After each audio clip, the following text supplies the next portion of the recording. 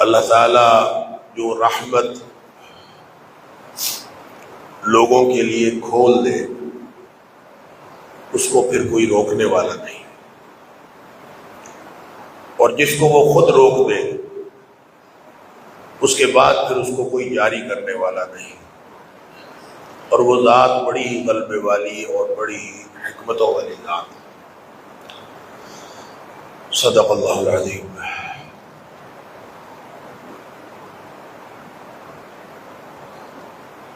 اللہ کریم نے انسان کا وجود جن دو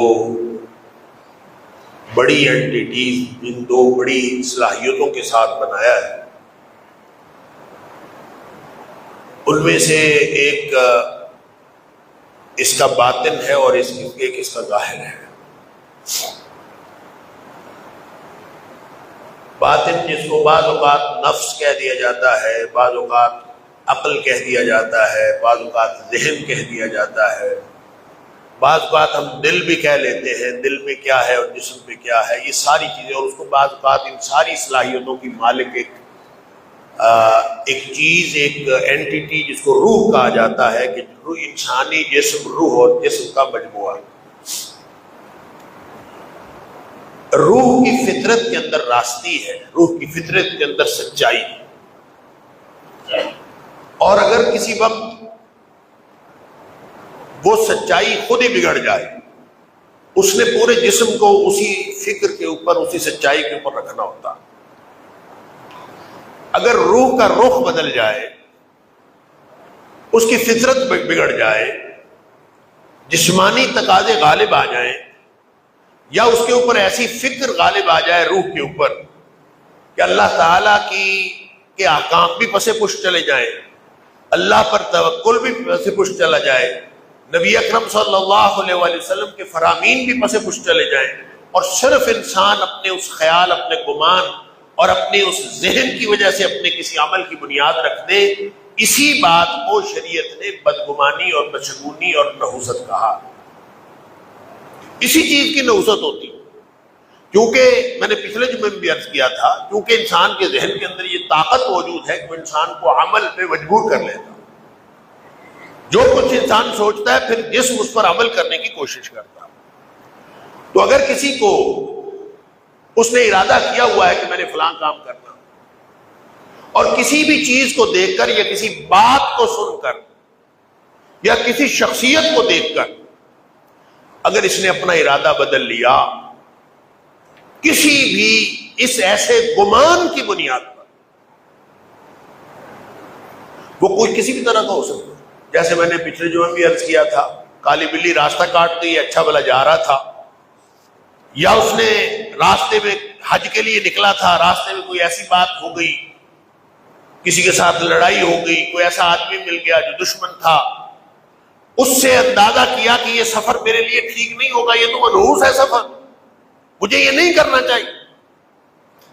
کسی واقعے کی بنیاد پر، کسی خیال کی بنیاد پر، کسی شخصیت سے ملاقات کی بنیاد پر، کسی چیز کو دیکھنے کی بنیاد پر اگر کسی نے اپنا ارادہ ترک کر لیا، جو حلال ارادہ تھا، جائز ارادہ تھا، اس پر عمل کرنے کی اور اس کو ارادے کو پورا کرنے کی طاقت بھی موجود تھی، اور صرف ایسی کسی گمان کی وجہ سے پیچھے ہٹ گیا، اللہ اکبر، نبی اکرم صلی اللہ علیہ وآلہ وسلم نے فرمایا یہ شرک ہے۔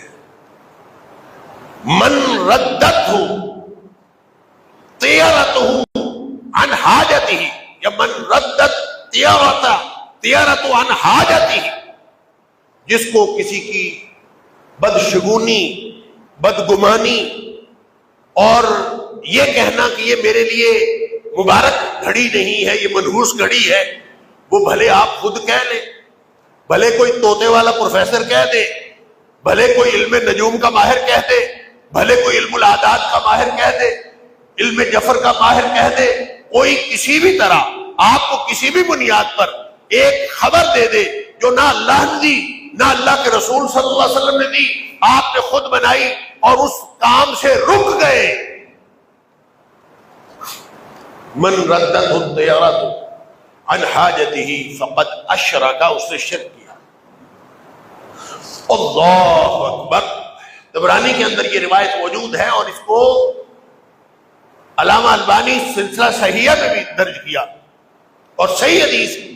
اللہ اکبر کہ کسی کام سے رک گیا کسی بھی وجہ سے، کسی نحوست کے گمان کی وجہ سے. اس کا مطلب یہ ہوا کہ ایک طرف توکل ہوتا ہے، بھروسہ اللہ پر، اور ایک طرف بدگمانی اور بدشگونی ہوتی ہے. فلاں گھڑی منحوس ہے، فلاں دن منحوس ہے، فلاں چیز منحوس ہے، لہذا مجھے اس منحوس جگہ پہ نہیں جانا چاہیے، منحوس چیز پر کی طرف نہیں جانا چاہیے، منحوس سے بچنا چاہیے، مبارک کی طرف جانا چاہیے. یہ وہ باتیں ہیں جو انسان اپنے گمان سے سوچتا ہے. اس پر اگر اللہ اور اس کے رسول صلی اللہ علیہ وسلم کا کوئی فرمان ہو تو پھر اس پر توکل کرنا چاہیے، اگر نہ ہو پھر نہیں. عمر فاروق رضی اللہ تعالیٰ عنہ جب شام کے علاقے میں قحط پڑا تھا تو اس کی طرف جا رہے تھے، قحط زدہ علاقے کی طرف جا رہے تھے.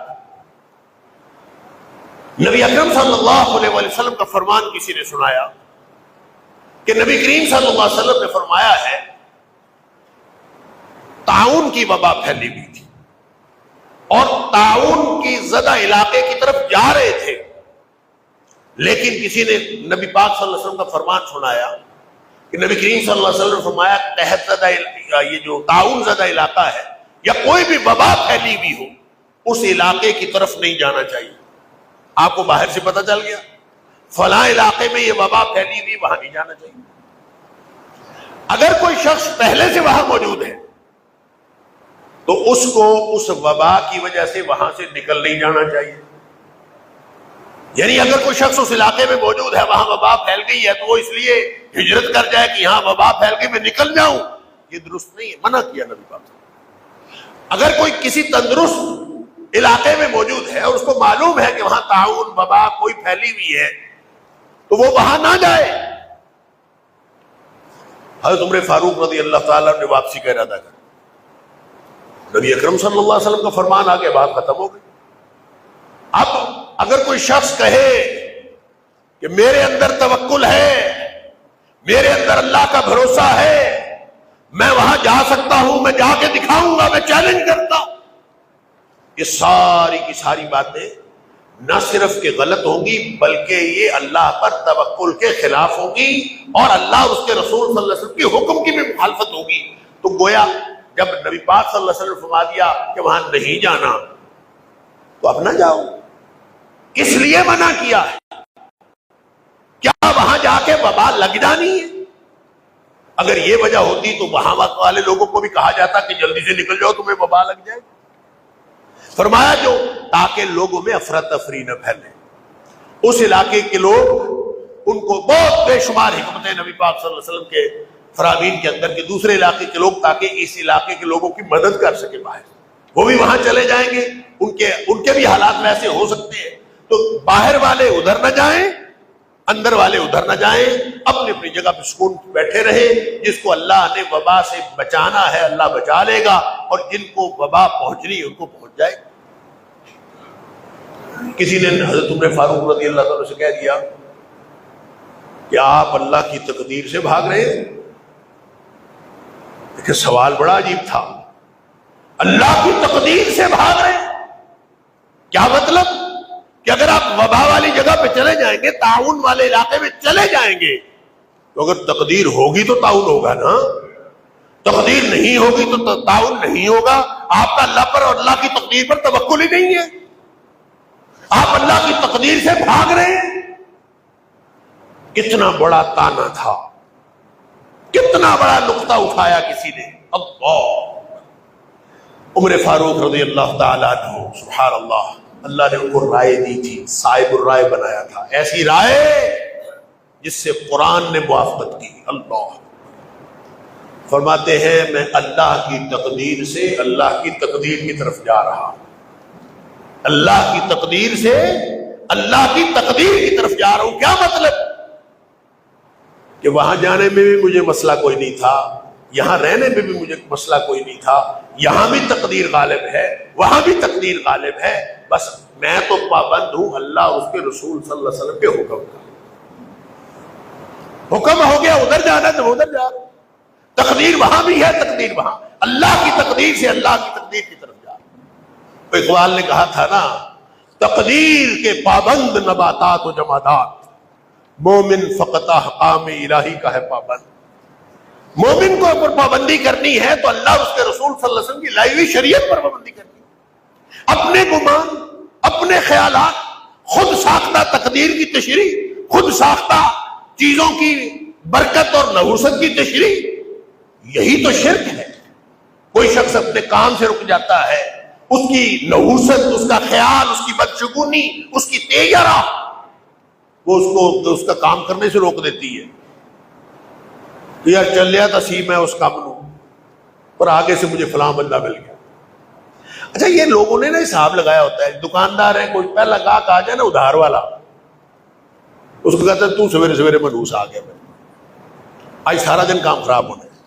اچھا لوگوں نے اپنے حساب لگائے ہوئے ہیں، اور بہرحال اس میں جن کا توکل ہوتا ہے، ہر چیز میں توکل ہو سکتا ہے، زمیندارہ ہو، کاروبار ہو، سیل پرچیز کا کام ہو، دفتر ہو، کوئی گاہک اور دکاندار کا کوئی معاملہ ہو، دنیا میں کوئی کام اللہ پر توکل کے بغیر نہیں ہوتا۔ اور میں نے پہلے بھی کئی دفعہ عرض کیا کہ ہمارے یہاں بر صغیر میں ہم جب چھوٹے چھوٹے ہوتے تھے، اپنی مجھے پتا مارکیٹوں کا یا دکانوں کا کیا ٹرینڈ کیا ہے، بچپن میں ہم نے دیکھا ہے کہ کاروباری آدمی جب بھی نوٹ گننا شروع کرتا تھا تو ایک کو کبھی ایک نہیں کہتا تھا، وہ ایک کو ہمیشہ برکت کہتا تھا۔ برکت 2 3 4 5 نوٹ گنتے ہوئے برکت، پہلا نوٹ برکت، دوسرا 2 3 4، ہمیشہ اسی طرح۔ اور پہلا گاہک بھی جو آتا تھا اس کو بھی سمجھتا تھا یہ میرے لیے برکت آئی۔ اور یوں ابتدا یہ اللہ پر توکل کی علامت ہے، اور گویا اپنے ہر معاملے کو اللہ کے ساتھ جوڑ لینے کی علامت ہے۔ مجھے یاد ہے ہم بچپن میں حیران ہوتے تھے کہ ہوتا تو 1 2 3 4 ہے، تو یہ کہتے ہیں برکت۔ اور مجھے یہ اس قدر ٹرینڈ تھا، آج کل مجھے نہیں پتا۔ ہم گلی ڈنڈا کھیلا کرتے تھے، تو گلی ڈنڈا میں جو پہلا گل ہوتا تھا نا، ہم بھی اس کو برکت کہا کرتے تھے، یعنی ایک کا نام ہی برکت تھا۔ اللہ اکبر۔ شگون لینا ہو تو اللہ پر توکل کا شگون لینا چاہیے۔ اللہ، ہر ایک کو خیال آتا ہے کوئی نہ کوئی۔ جب آپ کسی اپنے عمل کو، کسی ہونے والے عمل کو یا کسی آنے والے عمل کو جب کسی واقعے کے ساتھ، کسی چیز کے ساتھ جوڑ دیں گے، یہی نحوست ہے، یہی بدشگونی ہے، یہی شرک ہے۔ توکل اللہ پر ہوتا ہے، چیزوں پر نہیں ہوتا۔ بریک لگ گئی، شکر ہے بریک لگ گئی، میں ایکسیڈنٹ سے بچ گیا۔ بھئی بریک لگوانے والے نے لگوا لی، یہ فکرہ غلط ہے کہ بریک لگ گئی، شکر تو آپ اللہ کا ہی کر رہے ہیں، لیکن بریک لگ گئی، کوئی نہیں لگ گئی، اس نے لگوانی تھی لگوا دی، جس نے بچانا تھا، ورنہ جب نہیں بچنا ہوتا تو بریک سامنے ہوتی ہے، پاؤں بھی سامنے ہوتا ہے، نہیں لگتی۔ یہ سارے معاملات، ہر چیز اللہ کی طرف توکل کرنا، اللہ پر چھوڑنا۔ دیکھیں نبی پاک صلی اللہ علیہ وسلم نے حدیبیہ کے مقام پر، آپ لوگوں کو معلوم ہے، بڑی معروف حدیث ہے کہ نبی کریم صلی اللہ علیہ وسلم، رات کو بارش ہو گئی، صبح فجر کے بعد نبی کریم صلی اللہ علیہ وسلم نے صحابہ کی طرف جب منہ پھیرا نماز پڑھنے کے بعد، تو آپ نے صحابہ سے پوچھا تدرون ماذا قال ربکم، جانتے ہو تمہارا اللہ، تمہارا مالک کیا کہہ رہا ہے؟ اتدرون ماذا قال ربکم، تمہارا رب کیا کہہ رہا ہے؟ یعنی ساری بات سمجھ آ جاتی ہے کہ کسی واقعے کو کسی دوسری چیز کے ساتھ منسلک کرنے کی بجائے ہر کام کی وجہ اور سبب مسبب الاسباب کی طرف۔ اتدرون ماذا قال ربکم، جانتے ہو تمہارے رب نے کیا کہا ہے؟ اب صحابہ کو کیا کیسے جانتا ہے؟ کوئی کیسے جانتا ہے؟ وحی آئے تو جانتا ہے، تو اللہ کے رسول صلی اللہ علیہ وسلم جانتے ہیں۔ فرمایا تمہارے رب نے کہا ہے کہ میرے جو بندے ہیں، اللہ اکبر، میں سے کچھ کافر ہو گئے، کچھ مومن میں ہو گئے. اللہ کافر و مومن. اللہ تعالیٰ فرماتا ہے میرے بندوں میں سے کچھ نے کفر کیا ہے، کافر ہو گئے، کچھ مومن. پھر نبی پاک صلی اللہ علیہ وسلم اس کی وضاحت فرمائی. اللہ یہ فرماتا ہے کہ من قال، جس نے یہ کہا مطرنا بفضل اللہ ورحمتہ، بارش ہوئی ہے اللہ کی رحمت سے اور اللہ کے فضل سے، جس نے یہ کہا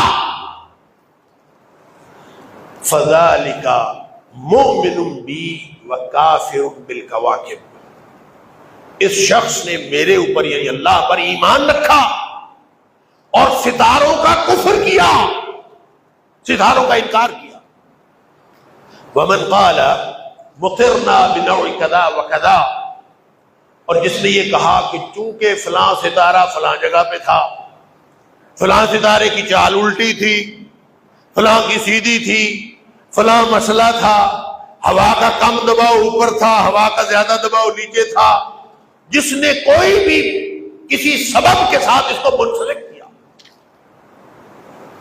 وہ کہے بارش اصل میں اس لیے ہوئی ہے، اصل میں اس لیے ہوئی ہے، اصل بات میں بتاتا ہوں، اصل علم مجھے ہے، تمہیں نہیں پتا.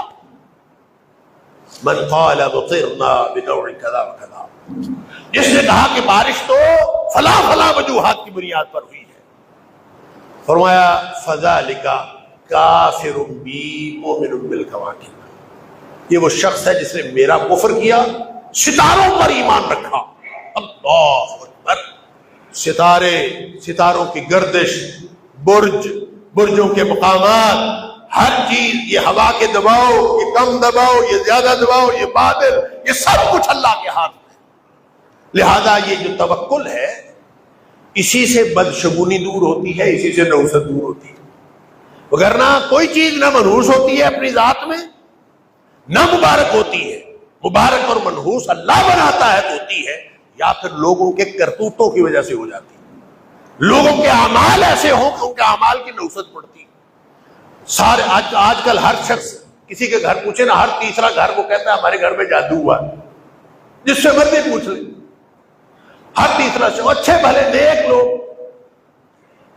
ممبروں والے، مصلح امامت والے، وہ بھی کہتے ہیں جادو ہوا. بھئی ہو گیا تو پھر کیا کریں؟ علاج تو قرآن ہے، اور اگر قرآن بھی موجود ہے، علاج بھی موجود ہے، تو پھر جادو کے بارے میں اتنا کانشیس ہونے کی ضرورت کیا ہے؟ پریشان تو وہ ہو جس کے پاس قرآن نہ ہو. قرآن علاج ہے، سبحان اللہ. اور اس کو اگر اس توکل کے ساتھ پڑھا جائے، سبحان اللہ، قل اعوذ برب الفلق من شر ما خلق، من شر ما خلق، من شر ما خلق، ہر اس چیز کی برائی سے جو اللہ نے پیدا کی ہے. تو اللہ نے کون کون سی چیز پیدا کی ہے؟ ایک اللہ کی ذات ہے، باقی سارا کچھ ہی اللہ نے پیدا کیا. تو جب ہر چیز کے شر سے پناہ مانگ لی تو اس میں باقی بچا کیا؟ اور اس رب کی جس کی مخلوق ہے اسی سے پناہ میں آ گیا، حفاظت میں آ گیا، تو تسلی تو ہو جانی چاہیے اسی بات سے کہ میں نے اللہ سے پناہ مانگ لی ہے. نہ صرف میں گھر میں ہر طرح کے شر سے محفوظ رہوں گا، بلکہ میں گھر سے نکلوں گا تو میں بازار میں گلی میں بھی محفوظ ہوں انشاءاللہ. جب اس نے یہ پڑھ لیا تو پھر وہ کاروبار کی جگہ میں بھی محفوظ ہے، وہ اپنے دفتر میں بھی محفوظ ہے، اس کے بال بچے وہ بھی محفوظ ہے اگر اس نے سب کے لیے پڑھ لیا.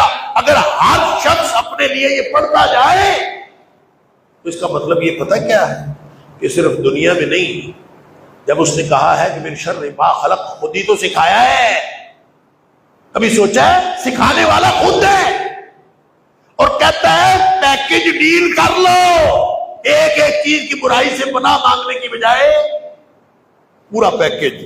اللہ جو تو نے شر پیدا کیا سب سے، ویسے تو سبحان اللہ، ویسے تو علماء نے لکھا ہے کہ اللہ نے شر پیدا کیا ہی نہیں. اللہ نے ہر چیز جو پیدا کیا ہے وہ خیر ہی خیر ہے. سورہ سجدہ میں اللہ فرماتا ہے الذی احسن کل شیء خلقہ، اس نے جو بھی بنایا بہترین بنایا. الذی احسن کل شیء خلق، ہر چیز اس نے بہترین بنائی، جو بھی بنایا بہترین بنایا. اس کا مطلب ہے پھر شر کیسے بہترین ہو گیا؟ اللہ اکبر. حالانکہ شر بھی اللہ کا پیدا کیا ہوا، خیر بھی اللہ کا پیدا کیا ہوا. تو اس کا معنی یہ ہے کہ جو شر ہوتا ہے وہ بھی انسان کے لیے اصل میں خیر ہوتا ہے، شر کا باعث نہیں ہوتا. اگر انسان کو اگر اندھیرا بنایا ہے، صرف اجالا انسان کے فائدے کے لیے نہیں ہے، اندھیرا بھی انسان کے فائدے کے لیے.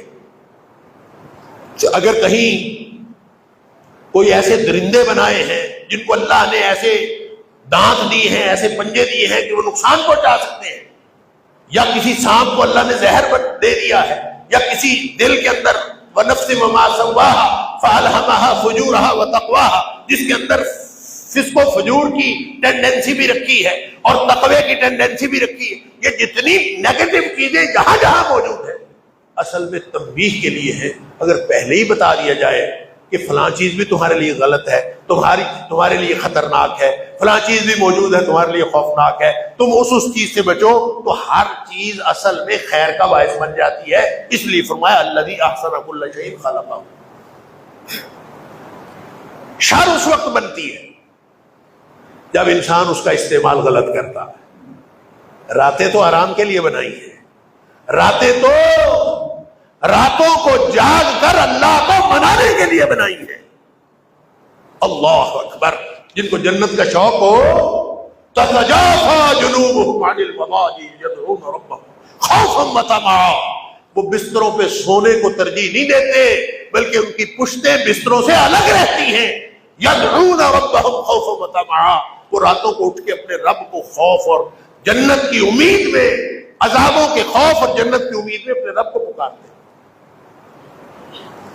اصل میں تو جو رات ہے وہ تو اس کے اندر تو بے شمار فوائد ہیں، لیکن لوگ اگر اسی اندھیرے کو غلط کاموں کے لیے استعمال کرنا شروع کر دیں، راتوں کو چور نکلنا شروع کر دے، راتوں کو ڈکیت نکلنا شروع کر دے، راتوں کے اندھیرے کی وجہ سے بہت ساری چیزیں وہ ایک دوسرے کو نقصان پہنچانا شروع کر دے. تو وہی چیز اگر سانپ کو زہر دیا تھا تو دوسرے جانوروں کے مقابلے میں ایک تحفظ کے لیے سامان دیا تھا. اگر درندوں کو اللہ نے دانت دیے تھے، پنجے دیے تھے، خوخار بنایا تھا تو اصل میں جنگل کے نظام میں اپنے آپ کے تحفظ کا سامان دیا تھا. اگر اس کو اپنے تحفظ کی بجائے دوسروں پر ظلم کا باعث بنائیں گے تو یہ شر بن جائے گا. تھا تو خیر. ہر چیز اللہ دی احسن کل شیء خلق. تو جس طرح بھی کوئی چیز شر بنتی ہے، کوئی چیز کسی کے لیے برائی بنتی ہے، جب سب سے پناہ اللہ سے، اللہ کی حفاظت میں آگے، ہر چیز سے پناہ مانگ لی، ہر چیز سے حفاظت اللہ کی مل گئی، تو پھر اور چاہیے کیا؟ صرف دنیا کی بات نہیں ہے، جنت یہ قبر کے اندر بھی جو چیز آدمی کو بری لگتی ہے اس سے بھی گویا ہم نے تحفظ مانگ لیا.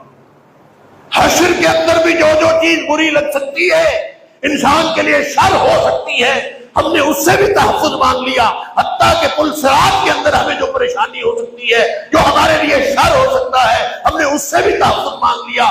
یہاں اس وقت جب میں پڑھ رہا ہوں قل اعوذ برب الفلق من شر ما خلق، ہر چیز، ہر مخلوق کے شر سے، تو اس کا مطلب ہے جنت ایک جگہ ہے جہاں پہ شر کوئی نہیں ہے، جہاں پہ خیر ہی خیر ہے. تو یہاں سے لے کر جنت میں داخلے تک درمیان میں جتنے شر آئیں گے اللہ مجھے سب سے حفاظت میں لے لے گا. پھر باقی کیا بات رہے گی؟ سبحان اللہ. اس پر توکل کریں. خیالات سب کو آتے ہیں، خیالات کو جھٹکنا پڑتا ہے. نبی کریم صلی اللہ علیہ وسلم فرماتے ہیں الطیرۃ شرک، الطیرۃ شرک، الطیرۃ شرک، 3 دفعہ فرمایا. بدشگونی لینا شرک ہے، بدشگونی لینا شرک ہے. جیسے دوسری حدیث ابھی میں نے آپ کے سامنے عرض کی کہ من ردته الطیرۃ عن حاجته فقد اشرک، جو صرف اپنی بدگمانی کی وجہ سے، بدشگونی کی وجہ سے کسی کام سے رک گیا، اس کی بدشگونی نے اس کو کسی کام سے روک لیا، فقد اشرک، اس نے شرک کیا. اب ہم نے اس سے بچنا کیسے، کیا کرنا؟ اللہ، لوگوں نے چیزوں میں نحوست بنائی ہوئی ہے. یہ جو سفر کا مہینہ اس میں بھی بعض کہتے ہیں سفر کا مہینہ منحوس مہینہ. بعض نے کہا وہ عرب نکلتے تھے نا, گھر سے نکلتے تھے تو پرندہ, بعض کہتے ہیں پرندے خود سے پرندہ اڑ گیا, دائیں طرف اڑ گیا تو مبارک ہے, بائیں طرف اڑ گیا تو منحوس ہے. بعض اوقات خود پرندہ چھوڑتے تھے, پرندہ چھوڑا کوئی ادھر کو چلا گیا, رائٹ سائڈ پہ گیا تو مبارک ہے, لیفٹ پہ گیا تو منحوس ہے. پھر تیر رکھے ہوئے تھے, کسی کے اوپر لکھا ہوا تھا افعال, یہ کام کر لو, کسی پہ لکھا ہوا لا تفعل, یہ کام نہ کرو, اور کسی کو خالی رکھا ہوا تھا اس کو پھینکتے تھے. افعال آ گیا تو اس کا مطلب مبارک, مبارک گھڑی ہے. یہ سارے جو نجومی بیٹھے حساب لگا رہے ہوتے ہیں کہ فلاں دن الیکشن آ رہا ہے, فلاں فلاں نام کے لوگوں کے لیے مبارک ہے, فلاں فلاں نام کے لوگوں کے لیے منحوس ہے. اور شرک کیا ہوتا ہے, اور میں نے پچھلے جمعے آپ کے سامنے دونوں حدیثیں رکھی تھی. کسی حساب دان سے جا کے حساب لگوا لیا, صرف پوچھ لیا تو 40 دن کی نماز قبول نہیں ہوتی, ایک دفعہ پوچھ لیں. اور اگر پوچھنے کے ساتھ تصدیق بھی کر دی, وصدقہ, اس کو کہہ دیا تو نے ٹھیک کہا ہے, بس اتنا کہنا تھا. فقط کفر بما انزل علی محمد, اس نے تو نبی پاک صلی اللہ علیہ وسلم پر نازل ہونے والی شریعت کا انکار کر دیا. اللہ اکبر. لہذا آپ نے فرمایا لا عدوى ولا طیرہ ولا ہامہ ولا سفر, ان چاروں چیزوں کی کوئی حقیقت نہیں. کوئی چیز متعدی نہیں ہوتی, ایک کو دوسرے سے لگ جائے. جیسے وبا پھیلتی ہے, ہم کہتے ہیں کہ جناب بخار والے کے قریب نہ جاؤ, پیچھے ہمیں کرونا آیا تھا, اس کو دفنانا نہیں ہے, اس کو ہاتھ نہیں لگانا, اس کے قریب بھی نہیں جانا, 15 فٹ دور رہنا ہے, فلاں کرنا ہے, فلاں کرنا ہے. اللہ, نبی پاک صلی اللہ علیہ وسلم فرماتے ہیں کوئی چیز اپنی فی نفس ہی, اپنی ذات میں کوئی چیز متعدی نہیں ہوتی.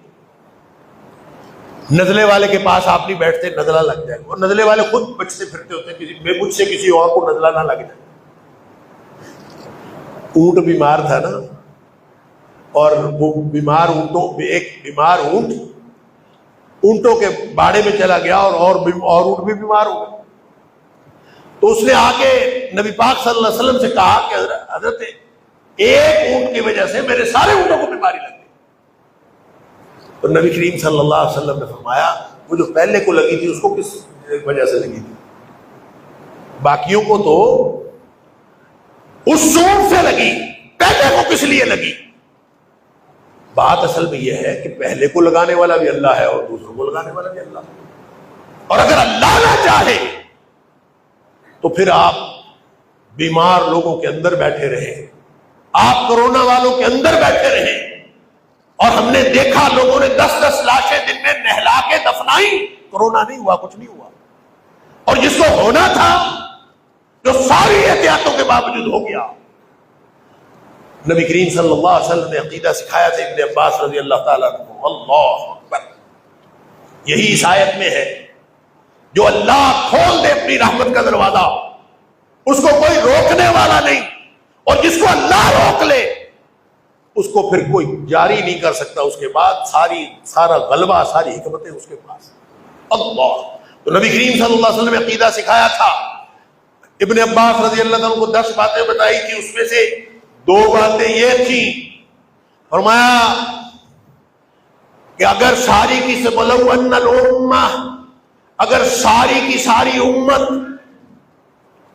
یعنی فرمایا وَعْلَمْ أَنَّ الْأُمَّةَ لَوْ اجْتَمَعَتْ, بیٹے اس بات کو پلے باندھ لو کہ اگر ساری امت اکٹھی ہو جائے عَلَىٰ أَن يَنْفَعُوكَ بِشَيْءٍ, ساری دنیا کے ساری طاقتیں, سارے ذہن, سارے ہر کوئی اکٹھا ہو جائے اور وہ چاہیں کہ تیرا فائدہ کر سکے, اللہ اکبر, لم ينفعوك بشيء الا قد قتله اللہ, تجھے ذرہ بھر بھی وہ تیرا فائدہ نہیں کر سکتے جب تک اللہ نے کوئی چیز تیرے لیے نہ لکھی.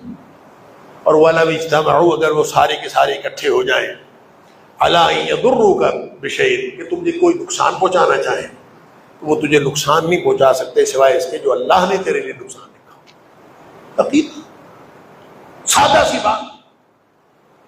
اللہ اکبر. تو نبی کریم صلی اللہ علیہ وسلم نے فرمایا الطیرۃ شرک، الطیرۃ شرک، الطیرۃ شرک، 3 دفعہ. صحابی کہتا ہے نبی پاک صلی اللہ علیہ وسلم 3 دفعہ. پھر فرمایا وما منا الا، وما منا الا. وما منا الا کا مطلب کیا معنی ہے؟ اس کا معنی ہے کہ کچھ نہ کچھ خیال ہم میں سے ہر ایک کو آ جاتا، کچھ نہ کچھ وہم ہر ایک کو ہو جاتا ہے کہ ہو سکتا ہے جو کالی بلی نے راستہ کاٹا ہے کوئی گڑبڑ ہو ہی نہ، یہ جو کبا آ کے منڈیر پہ بول رہا ہے کوئی مسئلہ ہی نہ ہو. تو احتیاطاً جو ہے وہ نئی گاڑی لی ہے اس کے ساتھ ٹوٹا ہوا لکھر باندھ لے، کہیں نظر بد سے بچ جانے کے لیے بچ ہی جائیں گے. وما منا الا، کسی نہ کسی کو وہم ہو ہی جاتا ہے، ہر کسی کو کوئی نہ کوئی وہم ہو جاتا. وما منا الا اللہ، وہم ہو جاتا. فرمایا ولکن اللہ یذہبہ بالتوکل. وہ جو وہم ہوتا ہے نا، وہ اگر ذہن سے نکلتا ہے تو وہ توکل سے نکلتا ہے. اس کو اللہ ختم کرتا ہے وہم کو تو توکل سے کرتا. فوراً سوچو کہ چاہے کسی کی نظر بد ہو، چاہے کسی حاسد کا حسد ہو، چاہے کسی شریر کا شر ہو، چاہے کوئی کسی بلی کے راستہ کاٹنے کی بات ہو، چاہے کسی کبے کے بولنے کی بات ہو، چاہے کوئی بھی دنیا کا کوئی معاملہ ہو، چاہے صبح صبح آپ کے پاس ادھار والا بندہ آ جائے، چاہے صبح صبح آپ کے پاس کوئی بد کردار آدمی اس سے ملاقات ہو جائے، چاہے نیک آدمی سے ملاقات ہو جائے، وما منا الا، شک تو پڑتا ہے، وہم تو ہوتا ہے، لیکن وہ جاتا اس وقت ہے جب آدمی یہ سوچے کہ اس کے اندر اپنی کوئی تاثیر نہیں ہے، تاثیر ہے تو صرف اللہ کے ہاتھ میں ہے. توکل پورا ہو، اور توکل اس قدر کامل ہونا چاہیے کہ انسان بعض اوقات جائز چیزیں بھی چھوڑ دے. توکل اس قدر قابل ہونا چاہیے. وہ جو نبی پاک صلی اللہ علیہ وسلم فرمایا تھا نا کہ میری امت کے 70,000 لوگ جو ہیں وہ بغیر حساب کتاب کے جنت میں جائیں گے. اللہ یدخل من امتی 70,000 بغیر حساب. 70,000 بغیر حساب کتاب کے جائیں گے. اب یہ 70,000 تعداد ہے یا مبالغے کا صیغہ ہے یہ اللہ کو معلوم ہے. حضرت عکاشہ بیٹھے تھے اور بھی صحابہ تھے. ایک تو سوال صحابہ نے کیا وہ کون لوگ ہیں؟ دوسرا عکاشہ نے کہا کہ آپ اللہ سے دعا کر دیں اللہ مجھے بھی اس ان میں سے بلا دیں. نبی کریم صلی اللہ علیہ وسلم نے اسی وقت فرما دیا عکاشہ تم انہی میں سے ہو. سبحان اللہ. ایک اور صحابی جلدی سے عکاشہ کو دیکھ کر اللہ کے رسول صلی اللہ علیہ وسلم میرے لیے بھی کر دیں دعا میں بھی انہی میں. آپ فرمایا عکاشہ بازی لے گیا ہے. اس کا مطلب ہے وقت ضائع کیے بغیر فوراً دعا کر دینی چاہیے. اتنا سا بھی توقف ہو گیا تو نقصان ہو سکتا. فرمایا کون لوگ ہیں؟ اس کے لیے مختلف الفاظ ہیں لیکن جو الفاظ متفق علیہ ہیں میں عرض کر دیتا ہوں. جو اللہ پر توکل کرتے ہیں الذین ہم لا یسترقون، جو دم نہیں کرواتے، ولا یکتوون، اور جسم پر داغ نہیں لگواتے، اللہ اکبر، وعلی ربہم ولا یتطیرون، اور بدگمانی نہیں، بدشگونی نہیں لیتے کسی چیز کی. ان کو کبھی وہم آتا ہی نہیں ہے کہ کسی اور چیز میں بھی کوئی تاثیر ہو سکتی ہے، وہ نحوست کی ہو چاہے وہ برکت کی ہو. ان کو ہمیشہ یہی ذہن میں آتا ہے سب علی ربہم یتوکلون، وہ سارے کے سارے اپنے رب پر بھروسہ کرتے ہیں. دم کرنا کرانا جائز ہے، علاج کروانا جائز ہے، لیکن توکل کا عالم یہ ہو کہ دنیا کی ہر چیز سے اور ہر سبب سے انسان مایوس ہو جائے، صرف اللہ پر توکل رکھے تو بدشگونی دل میں جگہ ہی نہیں پا سکتی.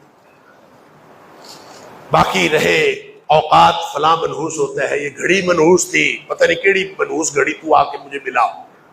میاں بیوی لڑتے ہیں، وہ کہتے ہیں کوئی بڑا منحوس دن تھا جس نے تیرے ساتھ میرا نکاح ہو گیا، انا للہ و انا الیہ راجعون. دن بھی کوئی منحوس نہیں سوائے اس کے کہ انسان اپنے کرتوتوں سے منحوس بنائے.